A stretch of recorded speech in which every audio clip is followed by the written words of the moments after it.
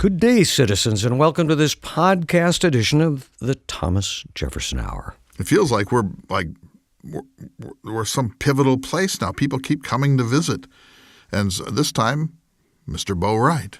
I don't know how much we really want to encourage that, but...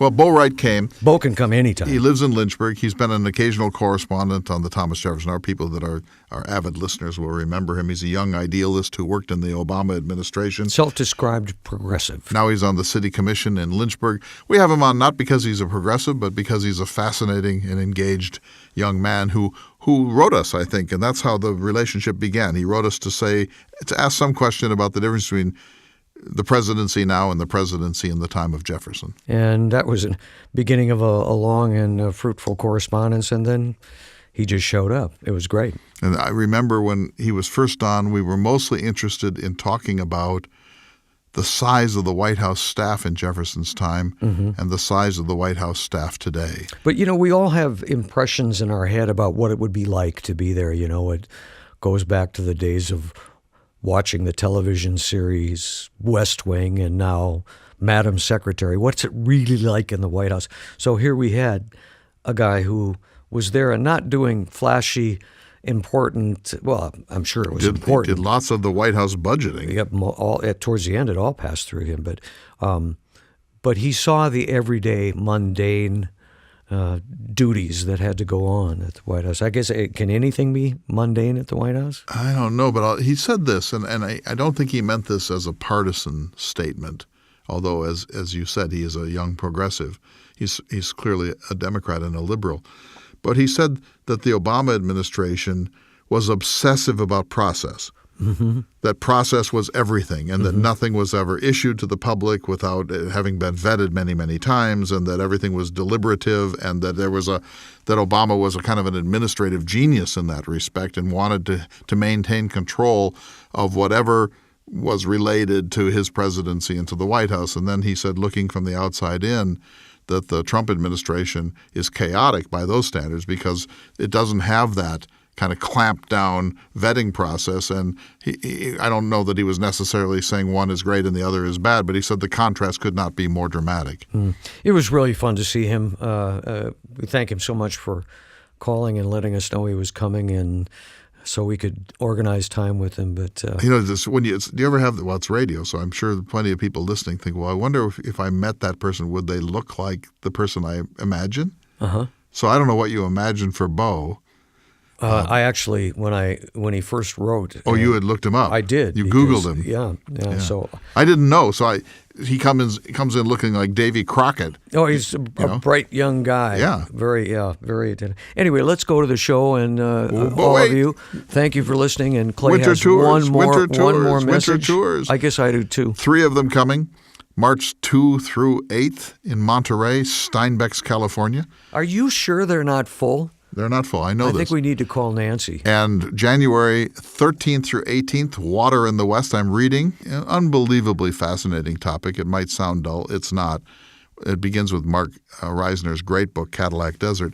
And then March 19th through 24th, Shakespeare Without Tears, backed by popular demand, a second annual seminar. And the number one question people say is, how is it like really bitterly cold up there? Never. The temperature's like in the 30s and 40s. So, yeah, if you go to the website, jeffersonhour.com, you can find pictures, and it's just idyllic. It's an idyllic winter wonderland. It's not at all. In fact, you can find all the details on the website. All 3 of those tours are coming up. There's still a few places in them. I want to fill them right to the max. I get more pleasure out of this than almost anything I do. I know you do, and you really your excitement is contagious and obvious. So do come, everyone. And lastly, I will just say I want to thank you so much, those of you who have decided to support the Thomas Jefferson Hour. Indeed. And also, if you want to join the 1776 Club, you do that and you get access to our vast archives. You could listen for days. And also Clay's essays, the Jefferson 101 series. So I'll keep it short. Thank you sincerely to those of you who not only listen, but those of you who decide to support the show. We really appreciate it. And with that, sir, let's go to the show. Thanks, Beau. Good day, citizens, and welcome to the Thomas Jefferson Hour.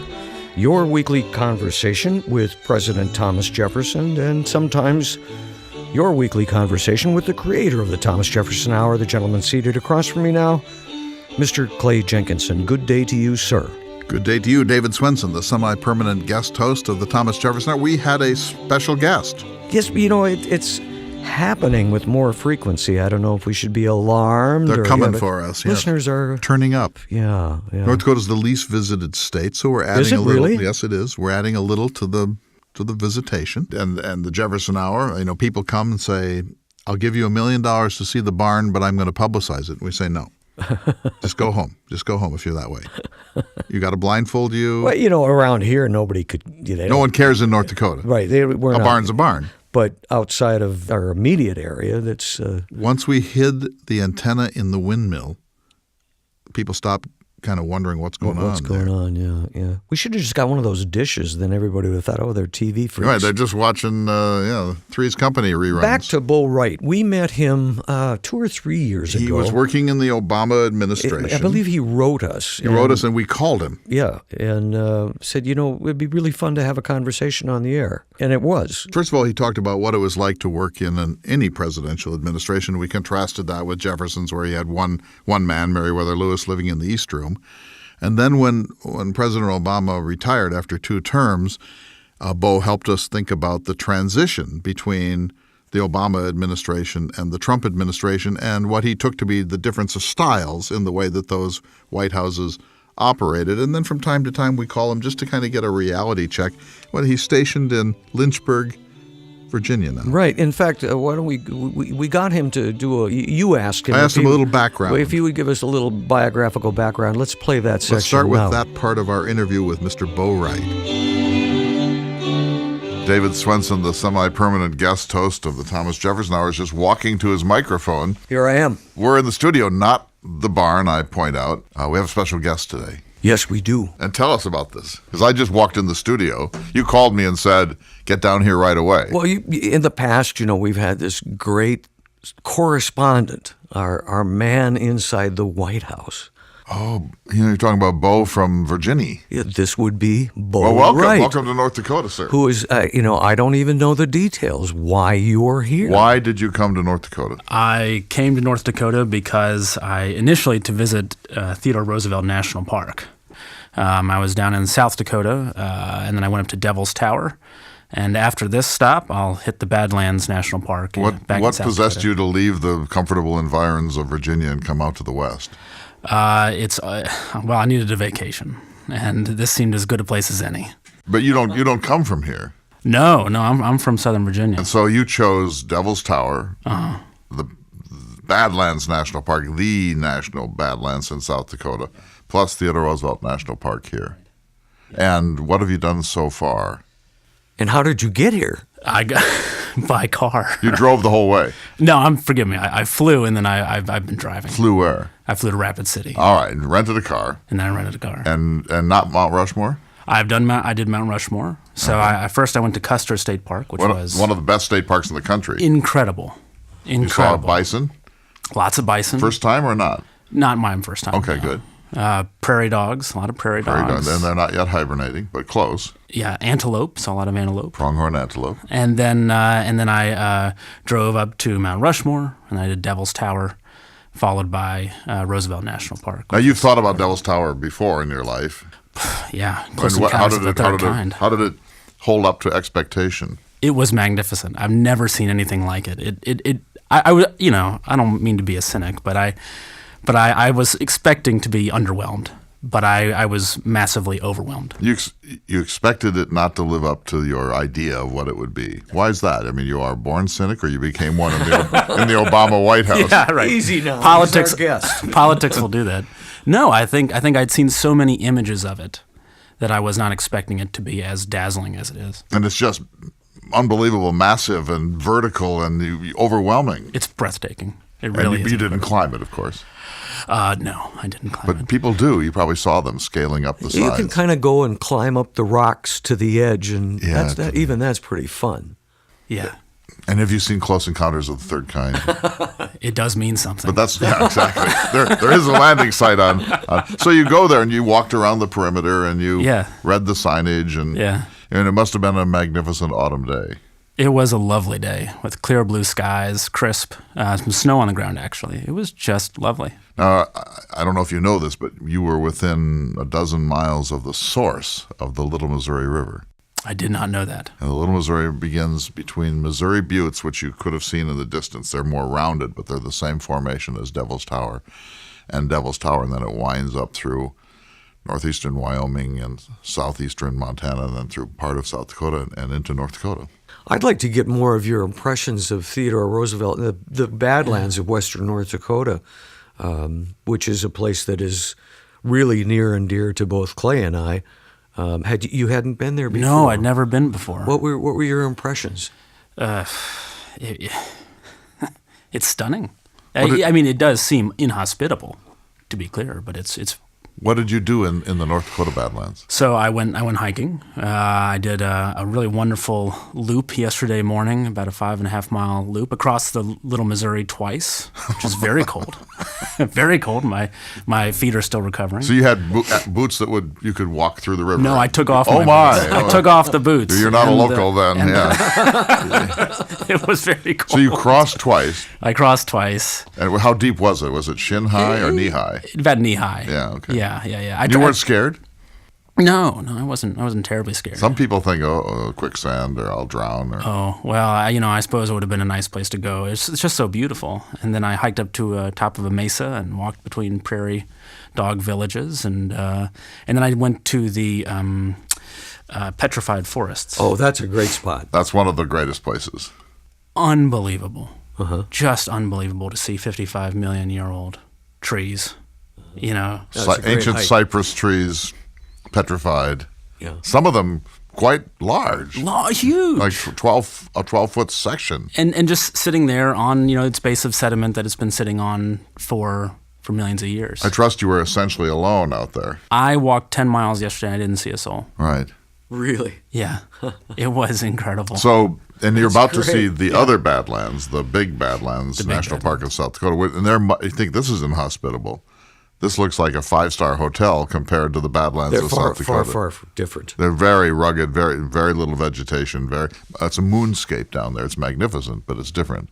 Yeah, I'm looking forward to it. And so you could have gone to Great Smoky Mountains National Park. You could have gone to Yosemite. You could have climbed Mount Whitney and rescued my friend Russ, who I think is up there at this moment while we talk. But you chose this instead. Yeah. Why? Well, I've been wanting to explore the Dakotas. I've been to most states, but not the Dakotas. And there is, I think in these especially, and I hate to bring politics into it, but in these partisan times, getting out into nature is one of the most satisfying, I think, soul-affirming things you can do. So give us a potted autobiography. You graduated from high school where?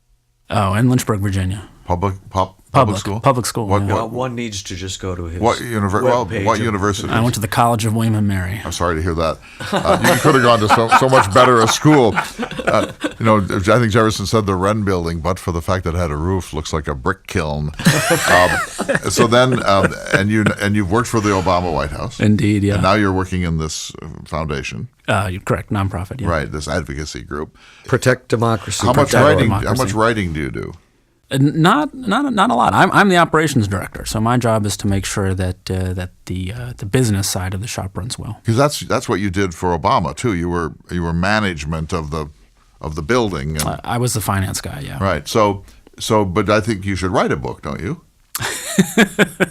Sitting across from probably several published authors, I'm not sure that I think you should consider this because you have a point of view. You believe in this country. You're an optimist. I am. But you've seen enough to know that there's no room for fatuous optimism, that there are some real issues that have to get wrestled to the ground here. Huge issues, yeah. But I'm hopeful. I don't know that the country needs my voice, or one more voice in the din of all of it. But I'm grateful for the Jefferson Hour. Now, before you go to the Badlands National Park, tell us what you think you're going to see, and then we'll check it against what you actually see. What's your idea of Badlands National Park? Arid, a lot of buttes, some interesting hoodoos and other rock formations. Good. And That's very accurate. It's far less colorful than the North Dakota Badlands. Gray and slate. Are you camping out, or are you staying in motels? I'm It's staying a little cold. I'm staying at a What's your route down at there? a bed and breakfast. I'm not entirely. I think I might be going through Standing Rock. Yeah, Good idea. I would definitely, if you're in the area, I would definitely drive through Pine Ridge, even though it's a little out of the way. You'll see Wounded Knee if you do that. I do want to It's see very that. close, and the Stronghold, which is where the Lakota were dancing before And the. then just down the event road occurred. is Fort Robinson, where Crazy Horse was But killed. this is So like there's a lot of 6-week Native American vacation history now. there. But I think you should go south of Mandan to Fort Yates, to Standing Rock, through Standing Rock. And then you should go through some of the most beautiful butte country in North America, in northern South Dakota, right on the other Thunder Butte and the reservation south of the border. And then that will take you to Badlands National Park. And then you go from there. I think really must-see for you is Wounded Knee, because it's right there. And it's one of the most important places in America. And it's sort of haunted. It's eerie. It's Yeah. a really It's a real bad great, vibe. Yeah, some bad vibes there. And then you have to scamper back to Rapid City to fly back to your cushy life. You're listening to the Thomas Jefferson Hour. We're going to take a short break. When we come back, we'll resume our conversation with Mr. Beau Wright. And in fact, President Jefferson decides to appear. I think you asked Jefferson to suit up. I think at the onset, Beau was a little overcome by all of that. I was too. It's one thing to do this with you, but when you have a distinguished guest and suddenly you make me go into the men's room and get into costume and come, it's a little bit weird, because one minute you're talking to me, the next minute you're talking to the third president. But Mr. Jefferson actually had quite a few questions for Beau. I don't think he could quite fathom 450 assistants in the White House. That was a bit tough for him. Right now, we're going to take a short break. When we return, we'll continue our conversation with Mr. Beau Wright and President Jefferson. You're listening to the Thomas Jefferson Hour. Welcome back to the Thomas Jefferson Hour. This is Clay Jenkinson, out of character this week. We are having this extraordinary visit from our friend Beau Wright from Lynchburg, Virginia. I want to say something about this, David, before we go back to our conversation. He's a young idealist who believes in civic engagement. He's engaged in it himself in Lynchburg, Virginia. He has lots of interesting thoughts about what it is to be a White House insider and how presidential administrations work. And we like the then-now approach whenever possible in the Jefferson Hour. But I would just as gladly have someone from the Trump administration who's an insider be an occasional correspondent for this program, so we can hear how another perspective on the same thing works. We're not doing this because we agree necessarily with Beau's politics. We're doing this because we find him interesting. Although I think he's a very honorable man, and I agree with him when he says that he believes the vast majority of Americans live in the middle, and he counts himself as one of those. There's this new study that's been talked about in the last couple of weeks where I think it's from Harvard. There was what they learned was that like 85% or so of the American people are in the middle. Mm-hmm. And then the two extremes are just as loud and as obnoxious as can be. And they make it seem as if we're in this civil war when we're not really. The great majority of Americans are centrists. We actually get along pretty well. We actually try to solve problems in something like consensus. But the world has been poisoned by MSNBC on the one hand and Fox News on the other, making it seem as if this is Armageddon. You said you'd like to have somebody who was a Trump supporter. A do Trump the same insider. thing. And I have to say that in this conversation, you filled that pretty well. You were pretty hard on Beau, and I know what you were doing. You were trying to get both sides of the story, and it was very, very enlightening. And plus, David, if you de-Trumped Trump, in other words, if you took all the things that we all talk about every single day of our lives now, the crazy insults and the ego and the narcissism, the cronyism, if you de-Trumped Trump and looked at the policy work of the Trump administration, it's a different story. And so we're getting a distorted picture because we're so fixated on this colossal national narcissist, we forget that, like all administrations, it has an agenda, and it has been not altogether unsuccessful in putting that agenda into law. And that's what we mean when we say elections matter. And so I think it's important that we avoid getting stuck in our anxiety about Trump's personality and try to fixate, if we can, on the actual policy concerns that are a lively part of the American democratic mix. Well, I can't draw up a Trump supporter that we have on tape on the show, but I have a letter from Douglas Reed. All right, let's hear it. And I'm going to let you respond to it. He has 5 points. Good. His question was the Kavanaugh nomination and confirmation an example of Trump's genius? His first point is he kept the campaign promise to nominate from his list. Yes, correct. Number 2 is he nominated a person who had served at a very high level in a regular Republican administration that got the regular Republican support. Indeed, and came with a distinguished record. 3, he picked someone with more than a few unblemished FBI checks. Yes, although never before had they looked into allegations of his high school behavior or his Yale behavior. But yes, he had been examined for a number of federal posts by the FBI. Again, this is from Douglas Reed. And number 4, he quoted Ford's testimony at a rally accurately, but in campaign-style rhetoric. Although some conservatives were disappointed in Trump's performance, the liberal media was outraged by his quotes, and it went all over the news. The people who watched and read this news learned the other side of the story for the first time.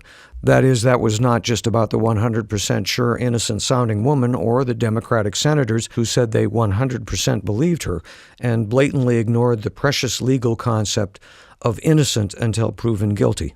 No, I disagree 100% with that. Trump's caricature of her, his disrespect publicly for her, his putting her down and making sarcastic remarks about a traumatic abuse and this woman's testimony was absolutely, without question, 100% unacceptable, demeaning to women, that it cannot be justified.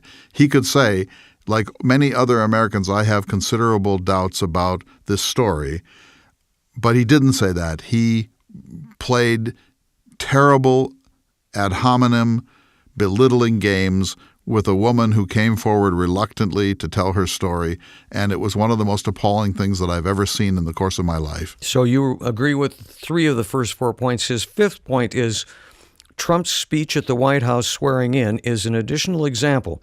He apologized to Kavanaugh, his family, and I felt to all America for the behavior of the Democrats. The Democrats misbehaved in some respects.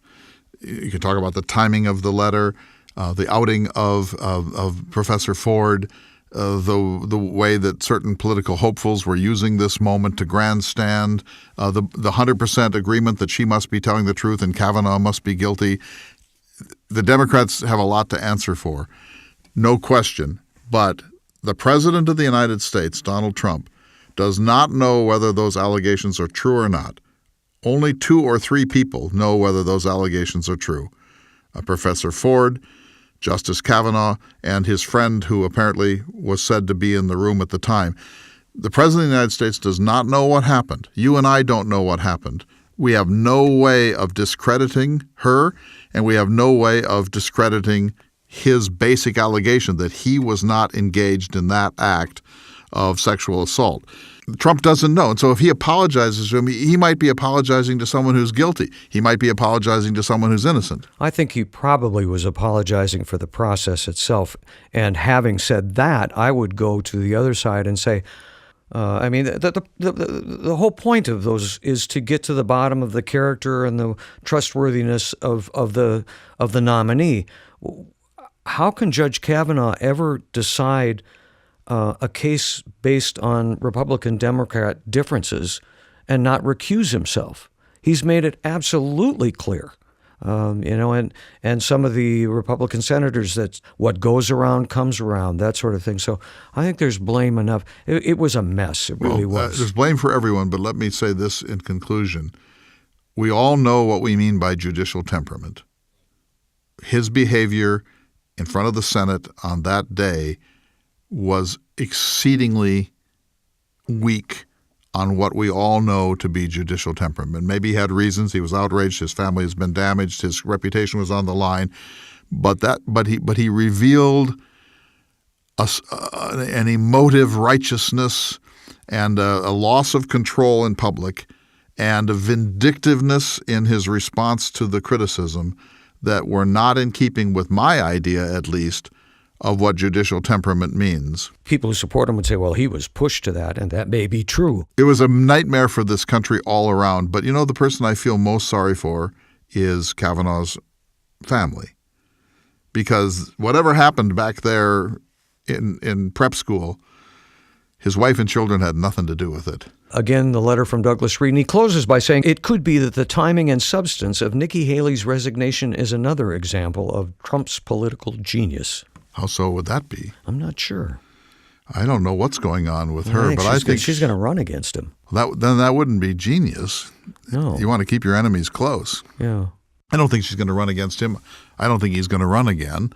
But that hardly matters. Well, meanwhile, she's one of the most distinguished members of his administration. Meanwhile, we're leaving Beau sitting in the studio waiting for us. Indeed. And he has insights about these things because unlike the two of us, he's actually felt what it's like to be in that cauldron. So let's hear from the White House. Let's hear from him. For those who have not met Beau on our previous shows, you spent how many years in the White House? Almost 6. Working for President Obama. Correct. Right. Whom We you had still some admire. really interesting discussions with you on the show. It was kind of and now you have some idealistic think tank. Protect democracy, right? Well, we're not in a think tank. We're an advocacy organization where we investigate, report on, and litigate authoritarian threats. And we are, to be clear, we're nonpartisan. Authoritarian threats here, not Saudi Arabia. Correct, domestic. Because things are looking pretty grim in Donald Trump's friendships with these despots. With these autocrats, absolutely. North Great Korea. website, protectdemocracy.org, I believe, Yes, right? sir. Yeah, I was just there the other day. Were you? Yeah. Thanks for looking going. for updates. So, okay, you're an advocacy group. And so would it be fair to say you're a watchdog group watching for authoritarian strains in our culture? That's right. And then as using whatever tool we think most appropriate, whether that's public organizing, in the press, using our media relationships, or using litigation as a tool to roll back those threats. To use the term of choice in our time, what are the metrics on this? How do you determine whether you have any success? Boy, that's such a good question. So we have it's hard to measure impact in the world on these kinds of questions. And, we think that there are probably a host of ways you can tell. And it's not just about counting, say, court victories, right? It's about, we actually have a tracker on the website, an authoritarian tracker that uses. You have an authoritarian tracker. Yeah. That Download the app now. So they take survey responses from hundreds of political scientists across the country that are polled every day or so, and by George Washington University political scientists, and they gauge where the United States sits with regards to authoritarianism and in comparison to other countries. And how are we doing? Not well. Really? Not Explain, well. because I'm be not serious. kidding. Give us a little sense of that. Yeah, so we are right now. I think the score is like 30-some, which means serious democratic erosion. And give examples. So we are in the realm of Belarus, India, Poland. These all have scores in the 40s and 50s. What kind of authoritarian things are you monitoring that we're doing that put us in such really, a bad because company? people are going, well, what do you mean? Everything's working for me. The grocery stores are good. I've got my NFL, and Sure. How can it be that kind of a score? Sure. Well, and first I'll say I'm not a spokesperson for Protect Democracy, so Okay. the answer I give You're is the not. best we've got. So, for example, attacking the press, right? Delegitimizing independent institutions, bullying private citizen, quashing dissent, right? There are certain buckets of activities that pretty much every authoritarian leader uses. Now, they might do this by accident or they might do this by intention, but you look at Erdogan in Turkey, and he is following a very standard playbook of how you slowly, over time, dismantle a democracy from the inside and turn it into an authoritarian regime. And Donald Trump I think not probably intentionally, I think he's sort of muddling his way through, is doing many of those same things. Why? Because I don't think he respects liberal democracy. Is he? He seems like, to many, he seems like a kind of a buffoon figure. If you're talking about despots, there are despots, Saddam Hussein or Stalin. There's a kind of a comic element in Trump that I think disarms us from realizing the seriousness of the things he's trying to dismantle. In other words, we get stuck thinking about how zany crazy it all is, but behind the scenes, the EPA is doing damage to the environment. And I see, 3,000 law professors from around the country say, really, if you're going to put in Kavanaugh at all, there should be a long waiting period here, and then they just simply ignore it and do the simple partisan thing. That feels to me like a deep erosion of the democratic spirit. I agree. I think Donald Trump and his ilk don't respect or embody our sort of basic norms. I think that's one of the scariest things to me about his election and this current political moment is how many of my fellow Americans don't share my expectation of what a political leader should be. It's just the opposite. So I'll make the case for the other side. They'll say, look, you've got a fundamentally paralyzed and broken system. You have to crack a few eggs to make this thing work. We're going to have to shake the tree in order to restore American greatness. If that means some ill-chosen remarks or some angry tweets or some unilateral actions that shake up NATO or the European alliance, that's worth doing if at the other end we get more prosperity, better jobs for Americans, America's not taken advantage of in the world arena any longer. That's the argument they make, that this is a necessary bloodletting. But I still don't understand the trend line between the breaking of the eggs and the prosperous outcome that they expect. Right. You don't see the result coming. I don't understand why they think that, why my fellow Americans think that Donald Trump and his brethren will necessarily lead us to a more prosperous future. But they do. I know. And they think you're nuts. They do. They think you're like some whiny liberal that can't stand a little shakeup. They think that this is I meet these people. We live with these people. I meet these people every day. Their view is that Trump is the best thing that has happened to this country for a very, very, very long time. And they won't say it, but maybe better than Ronald Reagan. Wow. Because he's not afraid to take on the establishment, the deep state, the pointy-headed liberals, the think tanks, the Martha's Vineyard crowd. And they think, have at it. They want him to crush the establishment. I think that segment of America has existed for a long, long time. I reference John Meacham's latest book, Our Better Angels, or I think is the title. I hope I don't get that wrong. But you look back to the days of McCarthy, and it was right around that 35% who they wanted to shake things up, and they were going after all the communists. And that segment has been around for a long, long time. What worries me more, and I think you kind of alluded to this, is that there's another book, Michael Lewis, The Fifth Risk. Are you familiar with that? It details, and you could speak to this, it details the lack of transition between the previous administration and the current administration, how that was Obama left and told all his agencies he wanted a smoother and better transition than George W. Bush had given him, and Bush's transition was like stellar, one of the best. And people would wait in their offices at the Department of Energy for someone from the new administration to meet with them, and no one would show. And when they did, it was just short meetings. And so that transition, and a lot of those positions have yet to be filled. And as you well know, the Department of Energy, it's not about gasoline. It's not only about gasoline. Nuclear bombs and so that's what scares me, is the fact that we don't have a professional political team in power right now. That's what people wanted. They wanted somebody to come in and shake it up. But the fact that we don't have a professional political team means things aren't getting done on a huge scale. Is that true, do you think?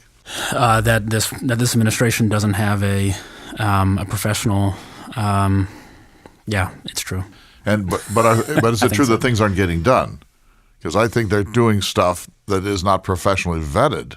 Oh, absolutely. So I guess there are a couple answers to that statement. And first, I'll just tell a story about my experience during the transition. So I worked in White House operations, which managed the physical and financial aspect of the White House, right? So we were the politicals in charge of handing out the stuff and spending the money.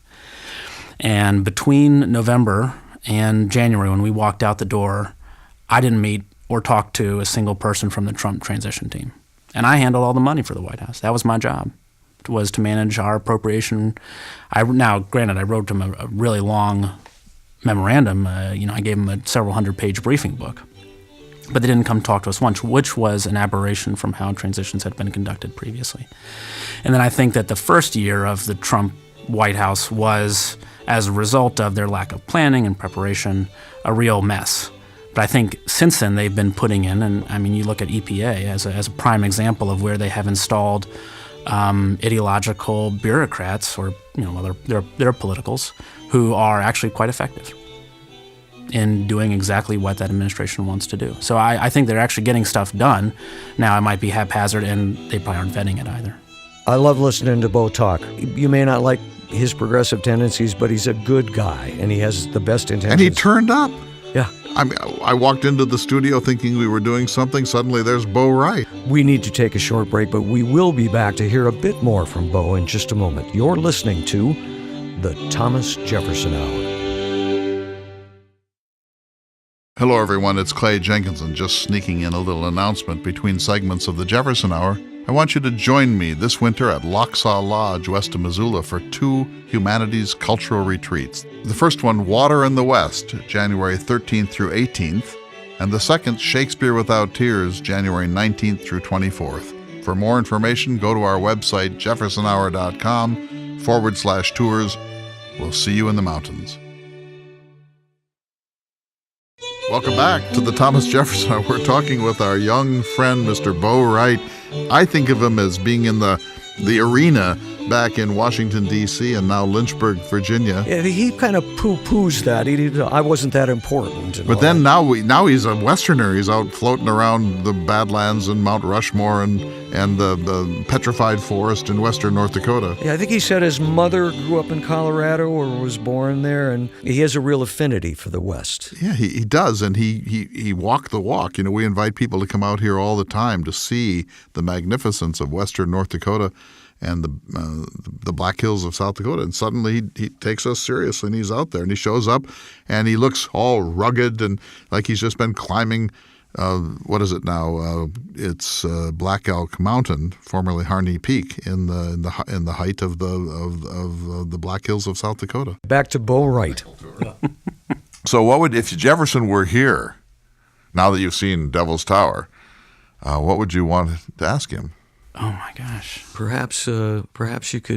I'll slip into character if anyone has a real question. And I would start by saying, Mr. Jefferson, we have a special guest, as you can see, here with us today, and you'll be pleased to know that he's from your beloved Virginia. In fact, he lives in Lynchburg, close to your home, Poplar Forest. This is Mr. Beau Wright, a city councilman from Lynchburg. I commiserate with you, sir. I created a second home for myself in my Bedford properties. They were my most lucrative, the most fertile of my properties, and I inherited them from my wife's estate.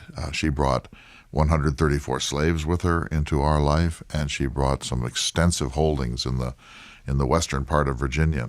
And I used to stay in overseers' huts and houses when I would go out there, and it was inconvenient to me. So I decided to build myself a small little hermitage, a little rural retreat, and then the project sort of grew beyond what I had originally envisioned. But I was fascinated by the octagon as a form. For one thing, it's a light-gathering form. You have more sides to gather more light, and light mattered to us in an age before electricity, and because of our obsession with reason and enlightenment and so on. And so it became a pretty interesting architectural experiment, finished around 1809. Mr. Wright is not only a city councilman, but spent a great deal of time working for the president. He spent time in the White House. Perhaps you have some questions for him, Mr. Jefferson. Well, I want to know the size of your staff. I had Meriwether Lewis. That was it. How many people worked for your president? My president had 450 political staff members who reported to him directly. That does not include unpaid staff, interns. Well, the White House is a fairly small building. Indeed. But now there are two wings on either side, the West Wing and the East Wing. Were they tastefully designed? Yes, in keeping with the original design of the mansion. And then there is a large 19th century building, the Eisenhower Executive Office Building, adjacent to the White House, to the West Wing, so to the west, which houses several thousand staff members. I've had a chance to see it. Appalling architecture in the Eisenhower Building, not in keeping with neoclassical norms. No, it's French Second Empire. It was once described as looking like an overgrown cranberry bush. Oh my, yes. So 450 people working directly for the President of the United States, and your president, as I understand it, was a black man. Yes, he is. That would have been unthinkable in my time. How surprising was that to you and to the American people? Even in 2008, when he was elected, it was a great surprise, but also a cause for great celebration. I think not because we have defeated racism, I think far from it, but because it indicated a certain transcendence of the American character and willingness to accept somebody who, at least in terms of presidents who have served before, is different. When I was writing about these things long ago, I said that race tensions would probably never end, or if they did end, it would take hundreds of years. What's your sense of race tensions in your own time? I think they continue. It's one of the biggest struggles that we have as a country today. What do you attribute that to? My own view was that there were two problems here. One is that our founding relationship was one of master and slave, and so that was always going to have a legacy of tension. No matter how long this played itself out, the former slaves were going to recall their origin story, and they were going to be peevish and angry about that. And secondly, I felt that the badge of blackness, of the color of African Americans, would mean that they would always be seen as a separate caste, that in Rome, for example, slaves once freed blended immediately into the larger population because there was no race distinction. Do you think there's anything to this, or has this been discredited as a view? Well, I think we now recognize race as a construct, that there is nothing different between human beings, and that the color of your skin is something that is totally immaterial to who you are as a human being. So you would then directly dispute my own findings in Notes on Virginia. Yes, you were, Mr. President, categorically wrong. I was categorically wrong. Yes, indeed. Well, as a scientist, I don't mind your saying that. I would, of course, love to see the evidence, but I trust what you say, that greater enlightenment has come. But if that's true, if, as you say, race is a construct, which I'm not even sure that I fully understand, then why haven't you been able to overcome race tension? Because I don't know that that's still a universally accepted truth. I think that there are still a number of folks who don't recognize or haven't fully reckoned with their own internal biases with regards to race. Now, when I was the president of this country, and by the way, I didn't call it a mansion, but when I was the president of this country, I only had one staff member. He was Meriwether Lewis, and he had his quarters in the East Room. He partitioned it, and one part was his private quarters, and the other part was, in a sense, his office. Is that where you lived?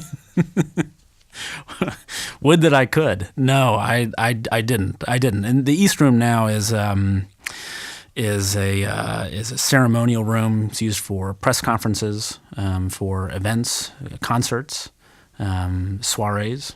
In fact, that's in part where they hold the White House Christmas party every year. That's the one thing, of course, I did. I had two public gatherings per annum, one on New Year's and one on the 4th of July. And we served champagne and sweetmeats and Virginia delicacies, some French, and then, of course, the world's largest cheese. So I'm a libertarian, as I think you know. That government is best which governs least. 450 sounds like a kind of a swollen staff. Was your president a libertarian who believed in extremely limited government? No. I think that I shouldn't speak for President Obama, but I think one of the reasons that I supported him is because I think he shares my view that government has a positive role to play in people's lives, which is not to say, however, that government should play an overwhelming role in people's lives, but it should facilitate liberty and freedom. And I think, so you should have as much government as is necessary to ensure maximum liberty and freedom. And I think President Obama would share that sentiment. So you're a Hamiltonian, aren't you? This feels hostile all of a sudden. That's not hostile at all, but I believe that the national government should be the Foreign Department, and that a few plain duties performed by a few honest men. I take you to be one of those honest men, but your view that government has a positive role in our culture would strike me as the very essence of Mr. Hamilton's vision. Oh, I must jump into Mr. Wright's defense, sir. I'm not accusing him of anything, of course, except adhering to my mortal enemy, Mr. Hamilton. You yourself, you recognize the importance of good roads and transportation. With enabling amendments to the Constitution. There are some roads that are so large, private citizens can't construct them. And so I would side with Mr. Wright in the case of that. Oh dear, I blush for America if both of you have now joined Mr. Hamilton in his centralized forgive us, sir, vision but of government. it is a different time we live in. Well, and I accept that. The earth belongs to the living, not the dead. And in my time, it would have taken you 7 or 8 months to get to Devil's Tower in Wyoming, if you lived at all. So I take it that you made that journey in a number of hours. It is remarkable. It doesn't cease to amaze me how quickly one can get from one part of the country to the other. Mr. Wright, with all your background in politics and being a Virginian, are there any questions that you would like to ask Mr. Jefferson? Well, if I may, I'd ask what Mr. Jefferson might think of Theodore Roosevelt National Park. Well, I think I can fairly say that I planted the seed of the national park system because, as you know, if you're from the western part of Virginia, I purchased the Natural Bridge. The Natural Bridge is one of the most sublime of nature's works. It's worth a trip across the Atlantic to see this magnificent arch carved by the rush of water over a long time. I believe the earth might be as old as 60,000 years.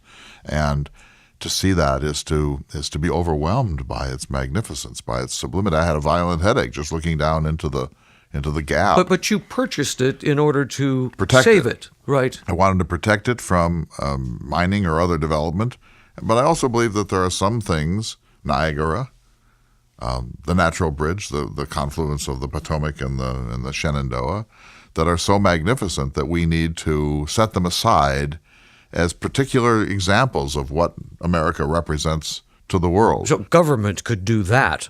Well, I did this as a private citizen. I do believe that's the way to do it, private foundations. But I'm not altogether against government doing if there's an enabling amendment. I'm a strict constructionist. I don't think we should be doing things that were not enumerated in Philadelphia in 1787. But the National Park Service that you're talking about and your apparently world-class national park systems are partly an inevitable result of the magnificence of North America.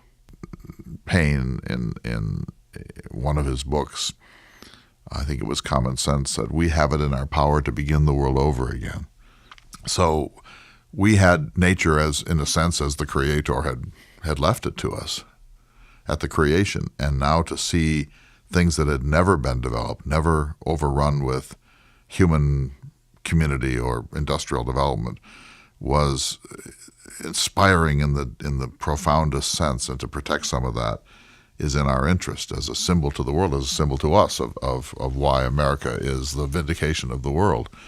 But I would rather do that as a private matter. I bought the Natural Bridge for a very small amount of money, by the way. I thought of selling it later in life, but I just couldn't bear to do it, even when I was seriously impoverished. So you've seen this bridge. I have seen Natural Bridge. It's now a state park, as I understand it. It is. It's beautiful. Well, thank you very much, Mr. Jefferson, for agreeing to come in on short notice and meet Mr. Wright. I would assume it was your pleasure, sir. Well, it is my pleasure. I would urge you to read deeply in the libertarian tradition and perhaps to rethink some of your ideas about the intrusiveness of our government. But I know that you're just starting out. You're a young man, and so there's some hope that wisdom will creep in. I welcome the education. Mr. Wright, you've had a chance to meet President Jefferson. You seemed a little overwhelmed by his presence, if I may say. How could you not be? You know, the President of the United States in person.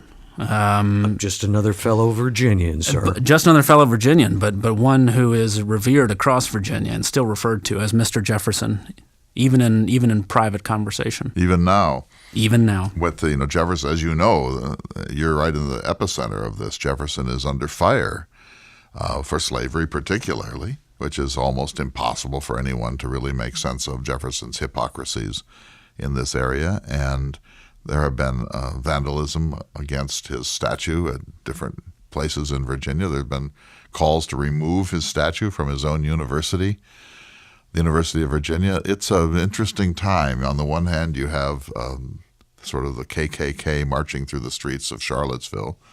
And on the other hand, you have extremely righteous people on the left who want to erase the very idea of Thomas Jefferson and others because of their complicity in some of the dark side of American history. Yeah, but we always need to remember, and we just had this conversation a week or so ago with the authors of Valley Forge. And one of them, during the course of the conversation, talked about Washington and about Jefferson and the need for both. How Jefferson provided the thoughts and ideas, and men like Washington made it work. But how does it feel to be in Virginia while this intense debate is going on? I mean, I feel privileged to be there for it. I think I adopt the Jefferson hour view of the matter. That well, then there's hope for you on that Hamilton front. What's the Jefferson hour view on the matter? That you should take the view of somebody holistically. The whole man theory. The whole man theory. There's no doubt that Jefferson had a dark side and participated in an institution that's worthy of censure. It was now and it was then. But that doesn't mean that we shouldn't also acknowledge his contributions. It just makes him a complicated figure. We're thrilled that you've stopped into the New Enlightenment Radio Network studio, and we want you to come back. And anytime you have a thought, like, I should be on the Jefferson Hour, I have something I want to say here, just write or text us, and we'll work you right in because we're eager, and we do actually get listener support for you. Thanks for coming. Hey. We hope you all enjoyed our conversation with Mr. Beau Wright, and it's coming close to the holiday season, and I know there's a couple of things you want to remind people about. Well, first of all, I want to say how delighted I am in knowing Beau Wright. Whatever your politics are, to think that the country is being taken seriously by young men and women who want us to be a Jeffersonian republic is just such a gratifying thing to me. Yeah, he said an awful lot of nice things about the show. And now I have this standing offer for him to take me to Poplar Forest. He's going to show you Jefferson's second home, Poplar Forest. This is the time when we're getting ready for the winter retreats. We have the Shakespeare Without Tears retreat at Lochsaw Lodge west of Missoula on the 19th through 24th of January. And then before that, Water in the West, which is January 13th through 18th, about all the books on the future of water issues in the American West. Utterly fascinating. And then in March in Monterey, Steinbeck's California, March 2nd through 8th. Go to jeffersonhour.com for those. They're kind of extensions of the Jefferson Hour, David. Most of the people who come on these journeys are Jefferson Hour aficionados, and we actually sometimes, as you know, record a Jefferson Hour from Lochsaw Lodge. And with that, sir, we shall say goodbye to Mr. Beau Wright and thank him again. And again, if you want to find out more about those cultural tours, go to jeffersonhour.com. You can support the show there, and there's just tons of information. We're very proud of that website. We get a lot of compliments. It's a great from website. Outsiders on that website. Thanks to Beau. Safe travels, our young friend. We'll see you next time you're out on the Great Plains. And to all of the rest of you, We'll see you next week for another exciting edition of the Thomas Jefferson Hour.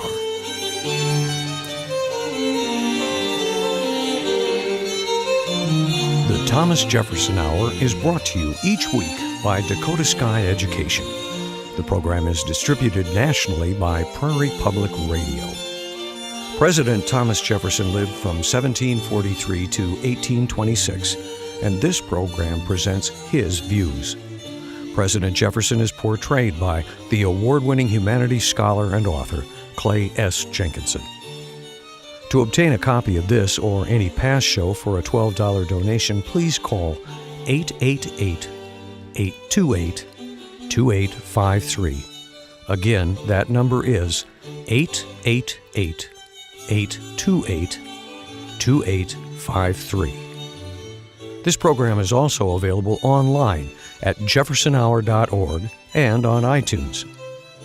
If you'd like to correspond with President Jefferson or submit a question for him to answer on the program, please visit the website at jeffersonhour.org. The Thomas Jefferson Hour is produced at Makoche Recording Studios in Bismarck, North Dakota. Music by Stephen Swinford. Thank you for listening. Please tune in again next week for another thought-provoking, historically accurate program through the eyes of Thomas Jefferson.